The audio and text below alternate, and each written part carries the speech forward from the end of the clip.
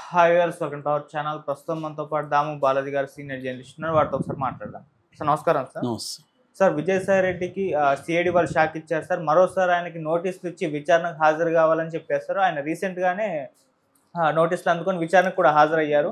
మళ్ళీ ఇప్పుడు 25వ తారీఖు కూడా విచారణకు హాజరు కావాలని చెప్తున్నారు. మరి ఈ రోజే 25వ తారీఖు రోజే అరెస్ట్ చేసే ఛాన్స్ ఉందని కూడా వార్తలు వినిపిస్తున్నాయి సార్. మరి ఏం జరిగే అవకాశం ఉంది విజయసాయి రెడ్డి గారి విషయంలో? విజయసాయి రెడ్డి నిజానికి రాజకీయాల నుంచి విరమించుకొని నేను వ్యవసాయం చేస్తానని చెప్పాడు. చంద్రబాబుని నాకు వ్యక్తిగతంగా ఆయన మీద ఏం ద్వేషం లేదని చెప్పాడు.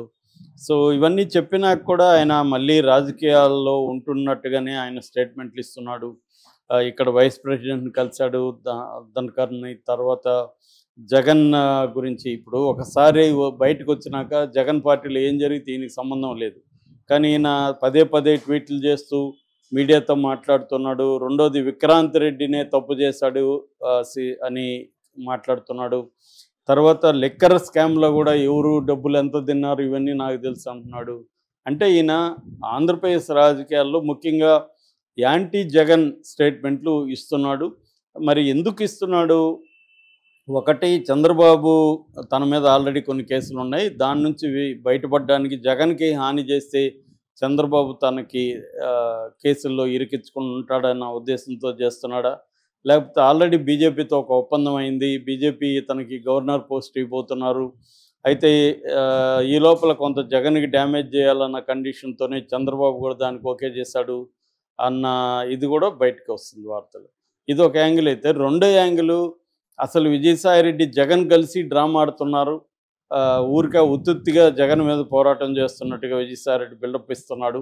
ఇదంతా కూడా జగనే ప్లాన్ చేసి ఈయన్ను బీజేపీలోకి పంపించే కార్యక్రమం చేస్తున్నాడు. ఒకప్పుడు చంద్రబాబు కూడా అలాగే తన మనుషుల్ని బీజేపీలోకి పంపించాడు. అలాగే జగన్ కూడా ఇప్పుడు తన వాళ్ళని బీజేపీలోకి పంపించి బీజేపీ నుంచి తనకి సెక్యూరిటీ ఉండే విధంగా ప్లాన్ చేసుకుంటున్నాడు. బీజేపీతో డీల్ చేసుకుంటున్నాడు. బీజేపీ ఎన్నికల్లో ఉన్న రాష్ట్రాలకి తను ఫండ్స్ సప్లై చేయడం కావచ్చు, ఇలాంటి కొన్ని ఆఫర్స్ ఇచ్చి బీజేపీతో మంచిగా ఉండడం వల్ల జగన్ కేసుల నుంచి ఇబ్బంది కలగకుండా బీజేపీ చూసుకుంటుంది.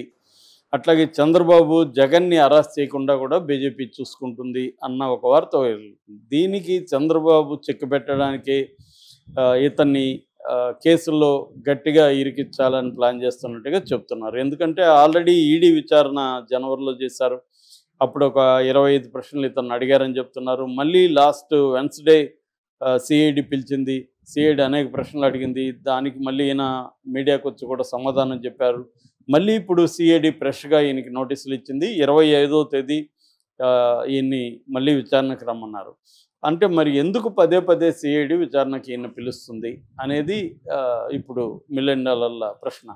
అయితే ఇక్కడ ఏ కేసు, ఈయన మీద ఎటువంటి సెక్షన్లు పెట్టారు, కేసు ఏంటి అనేది మనం చూసినప్పుడు యాక్చువల్గా ఏంటంటే కాకినాడ సీపోర్ట్స్ లిమిటెడ్ అంటారు. అంటే KSPL దాని పేరు, కాకినాడ సీపోర్ట్ లిమిటెడ్ కంపెనీ. ఇందులో కర్నాటి వెంకటేశ్వరరావు అనే వ్యక్తికి, కేవీ రావు అంటారు ఆయన్ని, ఆయనకు 41.12% అందులో షేర్ ఉంది. అట్లాగే KSEZ అంటే Kakinada special economic zone, SEZ అంటారు. కాకినాడ SEZలో 48.74% కేవీ రావుకు ఉంది. ఈ రెండు వాటాల్ని తన అల్లుడు అంటే విజయసాయి రెడ్డి అల్లుడు పేరు రోహిత్ రెడ్డి, కూతురు నేహారెడ్డి వాళ్ళ భర్త, కూతురు అంటే పెంపుడు కూతురు. సో ఈ రోహిత్ రెడ్డి వాళ్ళ బ్రదర్ శరత్ చంద్రారెడ్డికి అరబిందో ఫార్మా అనేది ఒక కంపెనీ ఉంది. దానికి ఇంకొన్ని అనుబంధ కంపెనీలు ఉన్నాయి. దాదాపు 1 డజన్ కంపెనీల పైన ఈ శరత్ చంద్రారెడ్డి డైరెక్టర్గా ఉంటున్నాడు. ఇప్పుడు ఈ కేవీ రావు వాటాల్ని అడిగిన కంపెనీ పేరు అరబిందో ఇన్ఫ్రా ప్రైవేట్ లిమిటెడ్. అంటే Aurobindo reality and infrastructure private limited. దీన్ని ఇప్పుడు ఆరో ఇన్ఫ్రా ప్రైవేట్ లిమిటెడ్గా మార్చారు. సో ఈ కంపెనీకి ఈ వాటాల్ని తక్కువకు రాయించుకోవాలన్నారు. ఫర్ ఎగ్జాంపుల్ కాకినాడ సీపోర్ట్లో ఉండే 41.12% వాటాల విలువ 2,500 కోట్లు అయితే వీళ్ళు రాయించుకున్నది 494 కోట్లకి రాయించుకున్నారు అనేది ఒక ఆరోపణ. రెండో ఆరోపణ KSEZ కాకినాడ SEZలో 48.74% వాటా కేవీ రావుకుంటే దాన్ని ఈ అరవిందో రియాలిటీ వాళ్ళు ఆ వాటా విలువ 1109 కోట్లు. ఈ వాటాల విలువ 48.74% వాటాల విలువ 1109 కోట్లు అయితే వీళ్ళు కేవలం 12 కోట్లకి ఆ వాటాలను రాయించుకున్నారు. అంటే టోటల్గా 3600 కోట్ల విలువైన వాటాల్ని వీళ్ళు దాదాపు 500 కోట్లకి రాయించుకున్నారు. అంటే దాదాపు 3100 కోట్లు వాళ్ళకి మిగిలాయి బెదిరించడం వల్ల. ఇది చెప్తున్నారు.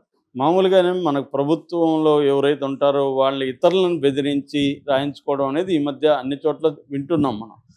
అదాని అనేక మందిని బెదిరించి ఎయిర్పోర్ట్లని సీపోర్ట్లని రాయించుకున్నాడన్న వార్తలు కూడా దేశవ్యాప్తంగా మీడియాలో వచ్చాయి. అంటే ఎవరి దగ్గర పవర్ ఉంటే వాళ్ళు మిగతా బిజినెస్ పీపుల్ని బెదిరించి రాయించుకోవడం. ఇక్కడ కూడా ఫోన్ ట్యాపింగ్ కేసులో కూడా పోలీసులను ఉపయోగించుకొని కొంతమంది తమ పేరుతో వాటాలను బదలాయింపు చేసుకోవడం ఇవన్నీ కూడా జరిగాయి. ఇది కామన్ ప్రాక్టీసే. అలాగా ఇప్పుడు వైసీపీ అధికారంలో ఉన్నప్పుడు ఈ కేవీ రావుని బెదిరించి విజయసాయిరెడ్డి అల్లుడికి బ్రదర్ అయిన శరత్ చంద్రారెడ్డి కంపెనీలోకి ఈ వాటాలని రాయించుకున్నారనేది ప్రధాన ఆరోపణ. దీనికి A1గా విక్రాంత్ రెడ్డి ఉన్నాడు. ఏవి సుబ్బారెడ్డి కొడుకు విక్రాంత్ రెడ్డి. విక్రాంత్ రెడ్డినే ఇదంతా డీల్ చేశాడు. అయితే విజయసాయిరెడ్డి కేవీ రావుకు ఫోన్ చేసి ఇట్లా విక్రాంత్ వస్తాడు, నువ్వు డీల్ కుదుర్చుకో లేకపోతే ఇబ్బందులు ఉంటాయని ఇండైరెక్ట్గా బెదిరించినట్టు. తర్వాత కేవీ రావుని సెప్టెంబర్ 2020లో జగన్తో కూడా మీటింగ్ ఏర్పాటు చేసినట్టుగా చెప్తున్నారు. ఇప్పుడు ఈయన మీద సిఐడి మన బిఎన్ఎస్ చట్టం కింద 506, 384, 420, 109, 467, 120B రెడ్ విత్ 34 ఈ సెక్షన్ల కింద కేసులు పెట్టారు. అంటే క్రిమినల్ ఇంటిమిడేషన్ అంటే నేర స్వభావంతో కూడుకున్న బెదిరింపు. రెండవది ఎక్స్టార్షన్ డబ్బులు లాగడానికి బెదిరించి డబ్బులు లాక్కోవడం. మూడవది చీటింగ్ మోసం చేయడం. నాలుగవది ఫోర్జరీ తప్పుడు సంతకాలు పెట్టడం. ఐదవది కాన్స్పిరసీ కుట్ర పన్నడం. ఈ సెక్షన్ల కింద విజయసాయిరెడ్డి మీద కూడా కేసు పెట్టారు. మొత్తం దీంట్లో 5 మంది మీద ఇప్పుడు కేసు పెట్టారు. A1 Vikrant Reddy, A2 Vijayasai Reddy, A3 Sarath Chandra Reddy, A4 Sridhar, A5 Aurobindo realty infra limited. So ఈ 5 మీద పెట్టారు. ఇప్పుడు A1 ఏమో విక్రాంత్ రెడ్డి ఏమో ఆల్రెడీ బెయిల్ మీద యాంటిసిపేటరీ బెయిల్ ఆయన ముందు